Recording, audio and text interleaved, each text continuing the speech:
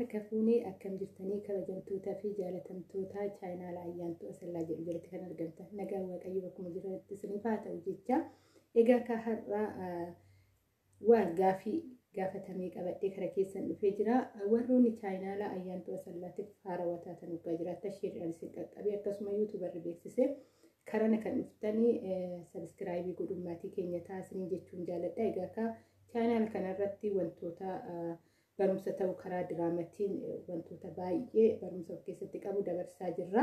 Kanaaf iyyuu maatii keenya ta'an hordofaa isiniin jenna warroonni immoo maatii koo taatanii jirtan yookaan chaayinaala ayyaantu asallaatiin maatii taatanii jirtan yaada keessan koomentii jalatti barreessuudhaan akkasuma laayikii godhuu hin dagatinaa isiniin jechuun jaaladha. Egaa gabaabumatti karaa gaafii kiyyatan deemaa gaafiin baay'ee guddaadha. Aga gaafii 12 kana keessaa mee dafee iddootti dheeratiin dubbachuun barbaada. Egaa ka maal jedha dura nagaa gaafatamee nagaan waaqayyo bakkuma jirtutti siifaa baay'atu akkam jirta ayyaantu akkasuma hordoftoonni chaayinaala ayyaantu asallaa nagaan koo isin qaqqabu ayyaantu asallaa gaafii gaafadha gaafii kanaaf ayyamamtuu ta'uu kee guddaa isaa galatoom gaafii gaafadhu kanallee chaayinaaluma keetii irratti gallakkistaa jedheen na gaafate abbaasin guddaa isaa galatoom jedhaanii asumaanii eebbifame jechuun jaaladha. Egaa ka gaafii tokkoffaan ayyaantuun eenyudha? Mee amala akkamiitiif iddoo itti dhalattee itti guddatte nuuf ibsii jedha. Iddoo dhalattee itti guddatte yookaan amala adda ta'e hin qabu maatii keessatti illee jechuudha. Baay'ee namaaf abboomamuudha. Nama guddaadhaafis xiqqaadhaafis nama abboomamuudha. Nama hin rakkisu amalaadhaani. Akkuma nama fakkaatutti nama wajjin jiraadha malee waan ana fakkaatutti baay'ee wanni hin jedhu dhaloota koo keessatti jechuudha. Iddoon dhaladheetu itti guddadhee godina Arsii aanaa Xiijoo ganda Tulluu Cabbii jedhamu keessatti dhaladhee guddadhe. Egaa ka gandi tuni magaalaa Asallaatirra xiqqoo irraa deemanii ganda baadiyyaa keessatti dhaladhee guddadhe jechuudha. Gaafii lammaffaan immoo maatii ishee keessatti amala akkamii qabdi jedha. Gaafuma wal fakkaataadha. Egaa ka amala adda ta'e hin qabu baay'ee gara laafettiidha. Baay'een garaa laafaa baay'een warroota naa ol ta'an yookaan naaf hangafa ta'anii akka haadhatitti isaan horadhuudha jechuudha. Baay'een garaa laafa. Egaa ka maal akka ta'e hin beeku amala haadhummaatiin na keessa jira. Kun daa'imuma kootirraan iyyuu jechuudha. Egaa ka isa san immoo iyyuu diraamarraa illee hubachuu dandeessanii. Amala haadhummaatis amala akkamiitis of keessatti qabadhee hojjechaa kan jira argaa jirtanii. Egaa ka uumamuma kootidha. Obbarraan ani amaluma maalii akka garaa laafessa baay'een garaa laafa maal akka ta'e hin beeku. Egaa ka garaa laafessa namallee ni miidha. Bakka itti ofirraa jibbullee nan qaba jechuudha garaa laafina kana bakka itti gammadus ni jira. Egaa ka walumaa galatti uumama koo waan ta'eef waan godhu hin qabu baay'een garaa laafaa jechuudha. Maatii keessatti amala adda ta'e hin qabu baay'een amalli koo eenyumaayyuu hin dhibu nama kan wajjininuu akkan itti jiraadhu nan beeka.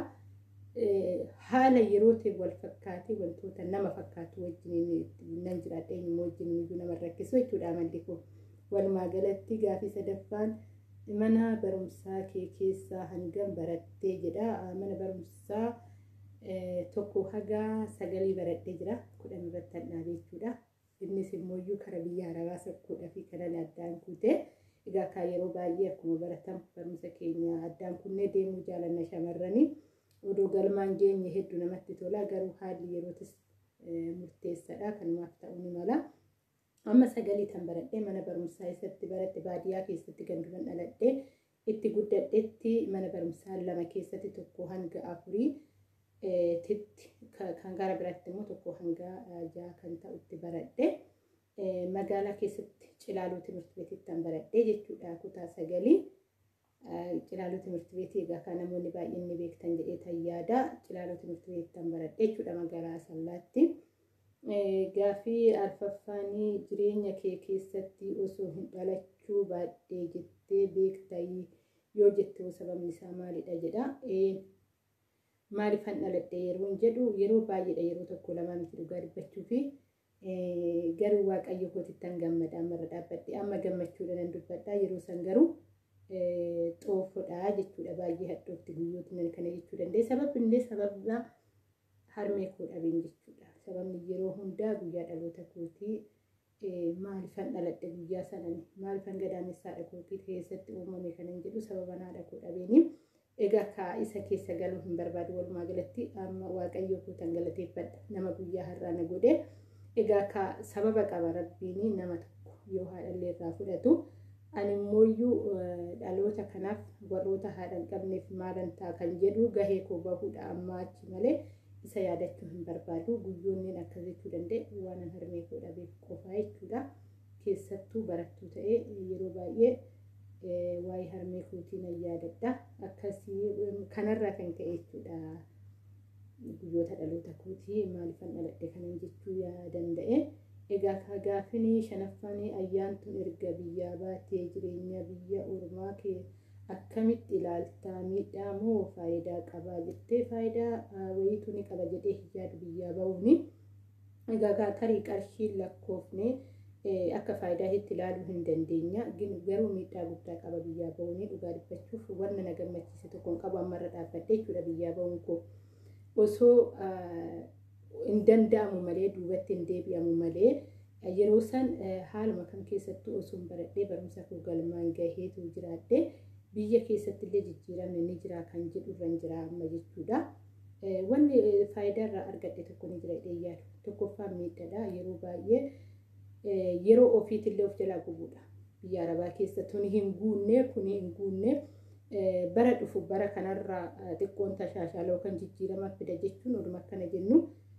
yeroo baay'ee yeroon keenyallee na jalaa deeme yeroon kootillee jechuudha walumaa galatti miidhaa anaaf miidhadha malee faayidaa hin qabu biyya arabaa jechuudha biyyaa ba'uun koo itti waan hin gammadu qabu ammarra dhaabbadhee yeroo duraatiif garuu gammachuudhaan biyyaa ba'e ammarra dhaabbadhee waan itti gammadu tokko hin qabu jechuudha gaafii jaaffanii ayyaantu akka aadaa naannoo keessaniitti ilmi tokko umurii meeqatti fuudhaa shamarri takka hooyii meeqatti heerumti fuudhii fi heerumni irratti gabbarri maal fakkaataa jedha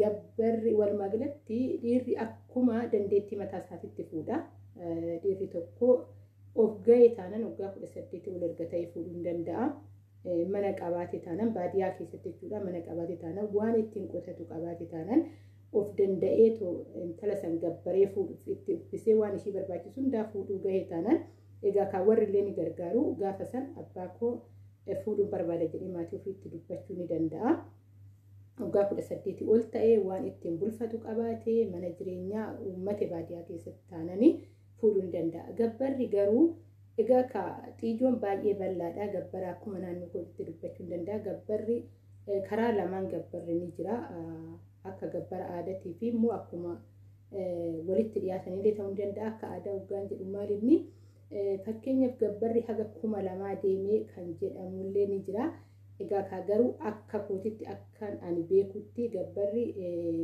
baay'ee hagas maraa miti egaa akkanattis gabbarame taananii wantoota baay'eetu baasii qaba gabbarri garuu akka waliigalaatitti miti arsii keessatti gabbarri kan adeemsisaa jiru jechuudha fakkeenyaaf haga 40,000 gabbaranii kan immoo warri ishiidhaa kennanii baay'ee warii xindii kennanii saanii ni kennama harreen hin kennama wanti hafu tokko hin jiru warra santuu miidhama jechuudha garuu agas marallee miti akka 2,000 jedhamu kanaa miti kan 2,000 jedhameetu dubbachamaa jiru gosaaf fuudhudha gosaan kan fuudhaniitu jira mucaan tokko gaafa ga'e jedhamee arsii keessatti egaa haga tokko agas marallee waan irraa beekuun qabu akkuma xiqqoo irraa dubbadhaafanii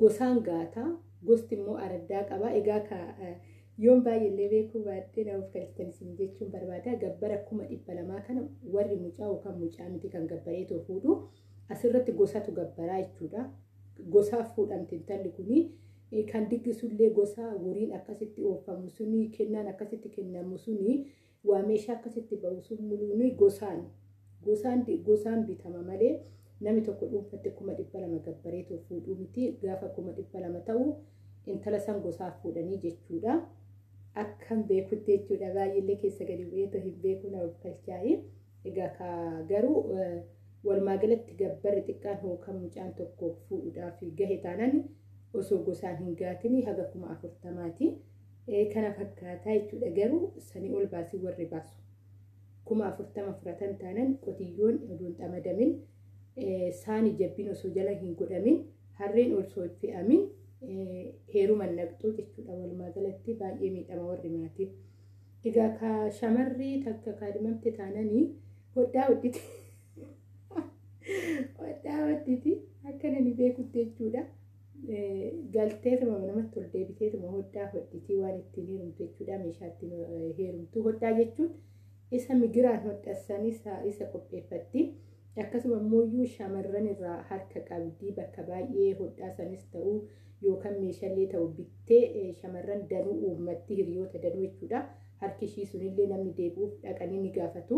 Nuyi maal sii hodhinu maal sii qopheessinu ati hoo maal qopheeffatte jedhanii shamarri warra deemtee wal ni gaafatti.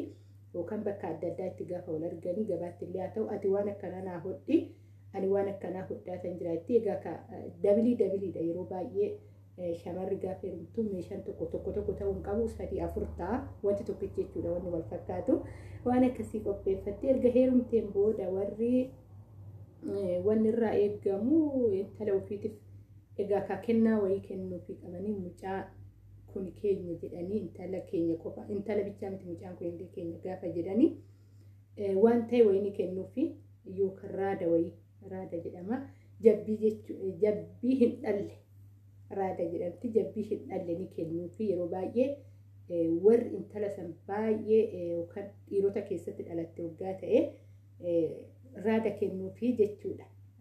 Erga heerumtee turte waamanii miinjee ishii mucaa jedhanii manatti waamanii gaafa san raada wayii ni kennuufi jechuudha. Kana fakkaata kan lafas kennuuf ni jira. Lafa xindii tokko akkasillee kan kennu ni jira.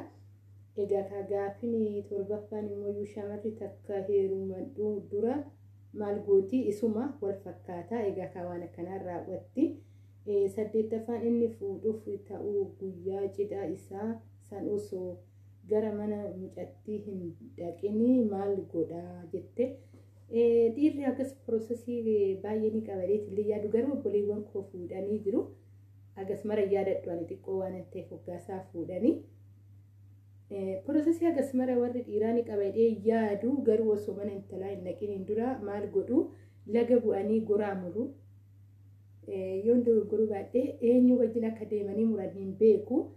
Waan dubbatanillee garuu yaadadhu jechuudha. Laga deemanii bakka bishaan yaa'aa jechuudha. Bishaan yaa'aa bira deemanii goraa muru. Goraa san kiisii ofii keessa godhateetu dhaqa jechuudha. Amma akka kunoo warroonni kun wal fuudhu hababaa suuqqatanii deemassan yeroo san goraadha. Goraa muree taffuudhee goraa murtee itti heerumtee wanni jedhamu ni jira.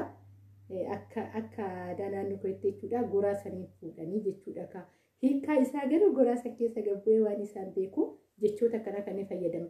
Goraa muree fuudhee goraa muranii fuudhanii goraa murteen na fuute waan akkasiisan ni jedhu jechuudha. Egaa goraa murataa jechuudha laga deemee ganama san. Maal akka jedhanii fi maal akka godhan hin beeku garuu yoggaa bahuu hedduu mijuu jedhanii waan ta'e waan dhugan guutanii maaddii jedhanii dhiyeessanii ni eebbisu jechuudha. Garuu maal akka barbaachisu achi keessatti hin beeku warroota gurguddaa qofatu wal fuudhee odoo inni hin bahin taa'anii mucichas teechisanii goraa sassuuqanii fi eenyu goraa san akka suuquuf hin beeku akkasitti kara fuudhaa deemaa jechuudha. Fardi ni qophaa'a. Kan nuti alatti sirbina walumaa galatti obboleessi kee waggaa fuudhu guyyaa san dhugaa dubbachuuf xiqqoollee taatu miira addaatis itti dhaga'ama gammachuu addaatis itti dhaga'ama jechuudha. Baay'ee gammadda. Sayyuu sii dhufti waggaa jedhame hedduu nama gammachiisa. Gaafa san guyyaa gammachuuti. Nunni sirbinaa jechuudha farda qabnee walumaa galatti farda isaa san galgala akkamiin akka eeggattee tokko farda san itti sirbitee farda san isa qabattee hangafatu farda qabataa waggaanni fuudhee galu. Abee guyyaa gaafa sanii obboleewwan durbaa baay'ee irratti wal lolte jechuudha farda obboleessatti irratti hedduu namatti tolu. Aaduma keessawuu kanan jaaladhu jiraate taanaan gaafa obboleessi fuudhu san hedduu natti tola dhugaa dubbachuu fi farda irratti wal lolu obboleewwan durbaa. Obboleewwan koo farda qabatanii gizee irratti wal lolan argee jira ani xiqqoodha.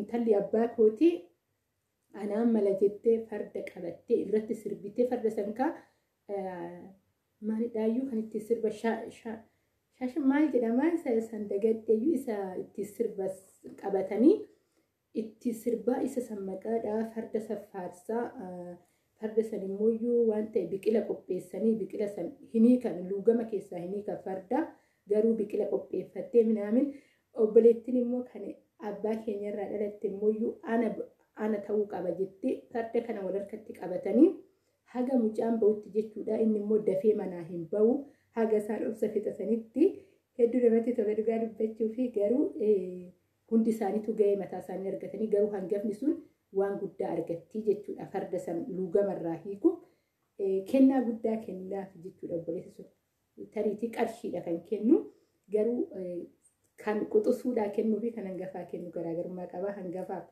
baay'isee kenna jechuudha kan irratti hoggaasaa walii farda wal harkatti qabatanii walirratti sirban argee jira hedduu namatti tolu egaa kan wal loluun jaalala jechuudha achi keessatti jechuudha dubbatan hedduu namatti tolu achiin booda immoo walitti qoosanii jechuudha na harkatti qabattee akkas gootee waan akkasii jedhanii to'i ani farda santu natti tola hoggaasaa irratti wal qabanii egaa kan obboleessa quxusuu hin qabu kan fuudhamaa sila ana harkatti qabaddaa sila farda sanii hedduu natti tola obboleessa maleen ayyamamu garuu firaaf jechuudha farda san qabachuuni osoo danda'ame ta'e obboleessa xiqqaa qabaadhee amma sila isaan hin dhiisuu ture ani garuu irraa siqeetan sirbaa ture waggaa isaanii farda san wal harkatti qabatanii jechuudha walumaa galatti kana fakkaata egaa kaamooyyuu saglaffaan waluma fakkaata isumaadha.